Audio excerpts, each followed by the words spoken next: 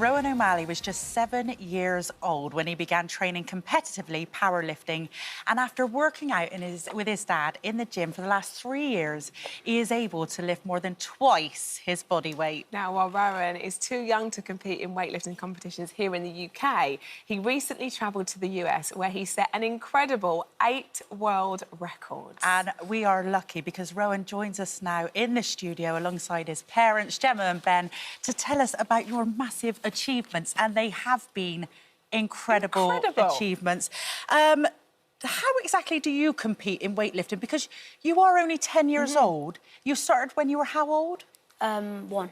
You started weightlifting when you were 1 year old? Not exactly with heavy weights, like no weights, just learning the techniques and just know what I'm doing first.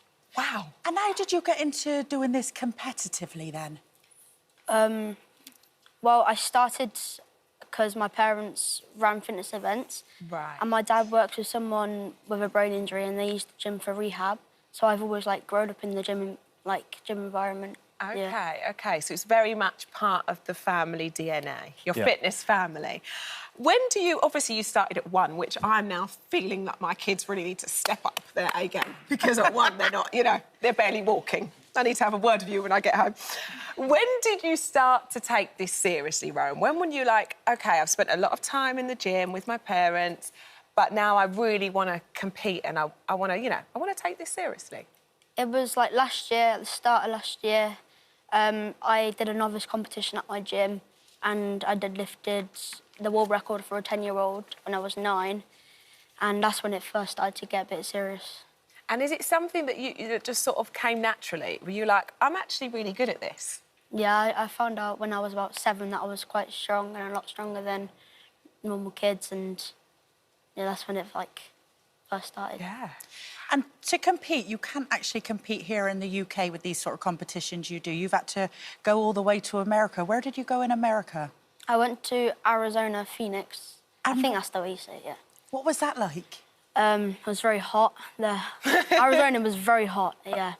And the competition was run really well. And, yeah, Dad, do you want to say anything? Yeah, he did. Obviously, Rowan's very nervous. He's much better with a barbell than a TV camera. Oh, he's doing incredibly well, incredibly well. Yeah, so in the UK, so Rowan is a powerlifter, and often they get lumped in with strongman and Olympic lifting. But powerlifting is a squat, bench, and deadlift, and the sum of your heaviest total for those lifts. Right. So in the UK, Rowan can't do that competitively until he's 12 years old. OK. So we started to see online that there were world records for his age. He was lifting heavier than that already. So we felt that we needed to get some credibility and be able to be assessed with the referees and set some official records. Wow. So we had to take on some funding and some sponsorship to get us over there. So by the time you're actually allowed to do it here in the UK, you've already got world records to your name. That's an incredible start, isn't it? Yeah. So you're the strongest 10-year-old under 56 kg athlete of all time? Yeah. Yeah. How does that feel? It feels absolutely amazing. Oh, I bet it does. I bet it does. And how do you prepare for, these... Obviously, these competitions, they sound really strenuous, they sound hard. How do you prepare for something like that? Well, before my competition, a few days before my competition, I go to the gym, twice in the week. But I don't do heavy weights. I just need to learn the commands and know what I'm doing before I go to my competition. I'm just looking at you, Rowan, thinking, Gemma and Ben, parents, you must be so proud. You are the most composed, mature 10-year-old I've ever met. You must be so proud of him. We are. I mean, he is a typical 10-year-old as well. But yeah, the dedication and determination that he's got is just second to none, to be honest. He doesn't get it from me. But he trains 3 or 4 times a week with his dad. He never moans. He always wants to go. He gets the work done. And he's just got this desire just to win, to do well.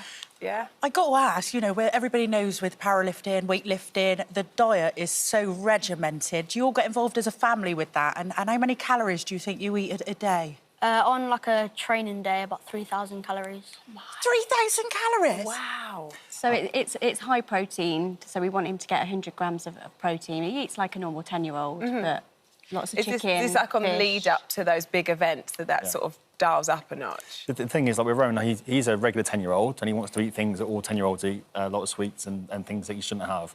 I'm with you there. We just make sure that he has enough sleep to be able to recover. That's the key thing. And also that he eats enough protein to recover from his training. That's the thing. But, like, the thing for us as a family is we want to get the message across that essentially what he does is hard work, and it's about a work ethic thing for us. And because I coach Rowan, so for me, I spend a lot of time with my son, so we get to spend time training together.